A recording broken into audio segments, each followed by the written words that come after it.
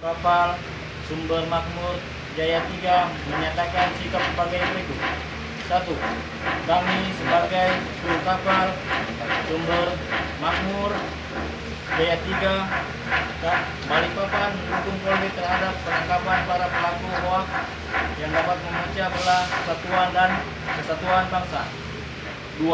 Agar Polri usut tuntas pelaku hoak agar bangsa Indonesia terselamatkan dari pertikaian horizontal karena munculnya adu domba penyebaran kebencian terhadap etnis, ras maupun agama tertentu. 3. Kami mengimbau kepada seluruh masyarakat Balikpapan agar tidak mudah terprovokasi oleh isu-isu hoak dan tidak mudah memposting berita hoak kepada orang lain. 4.